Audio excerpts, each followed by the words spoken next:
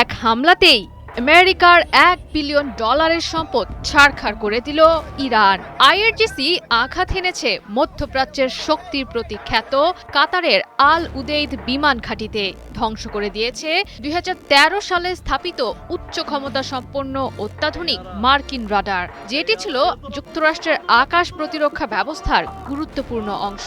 আইআরজিসির missile হামলাটির উদ্দেশ্য ছিল $1.1 billion ব্যয়ে স্থাপন করা AN/FPS-132 block 5 upgraded early warning রাডারটি পুরোপুরি নষ্ট করে দেয়া। বলা হচ্ছে এই রাডারটি সতর্ক প্রহরীর মতো 5000 কিলোমিটার দূরের শত্রুর ছায়াও শনাক্ত করতে সক্ষম ছিল।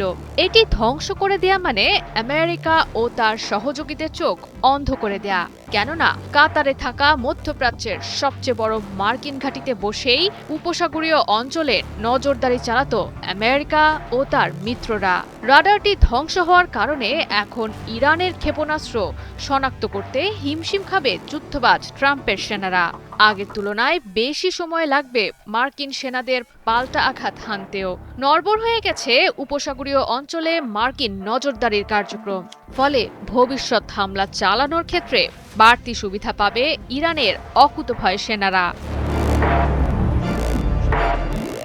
আমেরিকা ইসরায়েলের যৌথ আক্রমণে দেয়ালে পিঠ ঠেকে গেছে ইরানের। উপসাগরের বাতাসে এখন আর শুধু অদেখা উত্তেজনা নয়, সত্যিকার অর্থেই ভেসে বেড়াচ্ছে বারুদের গন্ধ।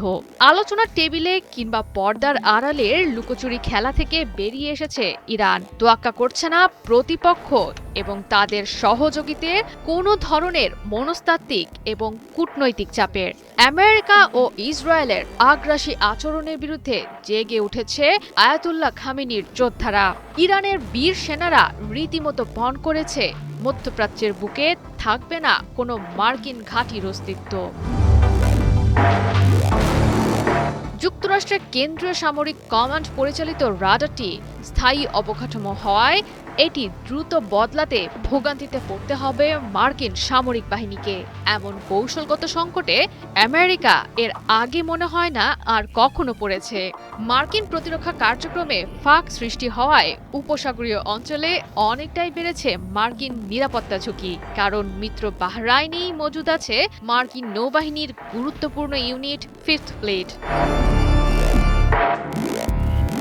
হামলাটির মাধ্যমে ট্রাম্প যেন বুঝে গেছেন প্রযুক্তিগত শক্তি সব নয়, কখনো কখনো ছোট আকারের সীমিত শক্তির ড্রোনও ধ্বংস করতে পারে বড় অবকাঠামো। বড় ধরনের ঝুঁকিতে পড়েছে মধ্যপ্রাচ্যে থাকা অন্যান্য মার্কিন সামরিক ঘাঁটিগুলো। সামরিক বিশ্লেষকদের ধারণা, প্রতিপক্ষের প্রতিরক্ষা ব্যবস্থা পরখ করে দেখতে টেস্ট স্ট্রাইকের আড়ালে দীর্ঘ যুদ্ধের প্রস্তুতি নিচ্ছে ইরান। জয়া সরকার, ৭১।